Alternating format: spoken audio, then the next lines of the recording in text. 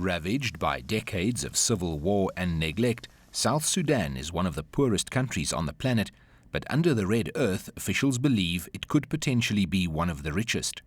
Since the end of the civil war in 2005, Toposa tribesmen and women around Capoeira have increasingly been panning the rivers, breaking rocks and sifting through soil, seeking their fortune in gold. Gold fever has swept through eastern Equatorial State. The gold mining has completely changed my life. In the village, I could not even earn 1 South Sudanese pound per day. But now I earn 200 South Sudanese pounds per day. For these miners in South Sudan, a country in which just 1/4 of people can read and life expectancy is just 50 years, life-changing finds are almost commonplace. Some miners claim to have found 200-gram nuggets worth over $10,000 on the international market. Because the mining sites are so rural, the miners invest their savings in the local banking system, cattle. Leah Likaum says he has bought 10 cows this year, each worth over $200. I prefer staying here because in the village there is hunger. The money I make here is providing food for people in the village. This is why I stay here. Sadly for South Sudan, the revenues from this trade are untaxed.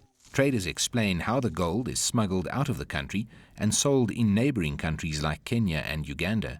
The local price for gold is inflated because of high demand from merchants who use the precious metal as a way of exporting profits without taking local currency out of the country.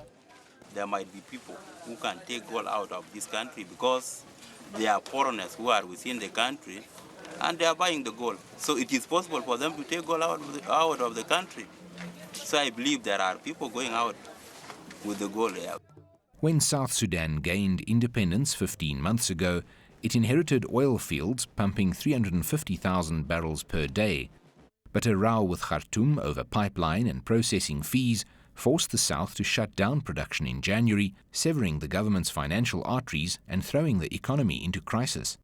Now the government is looking to diversify its income by signing a new mining law that will draw large-scale investment to the mainly unexplored land they dub Virgin Territory. Officials list potential deposits of gold, diamonds, chromite, copper, uranium, manganese, and a belt of iron ore. They say mining companies are lining up, eager for the new law to pass and open the door for investment. First of all, it will diversify the economy.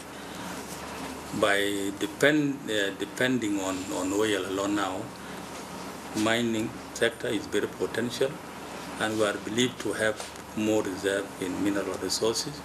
That one of all will resolve the problem of dependency on one resource. Number two, it will also bring more investment to South Sudan. It will also boost the local economy.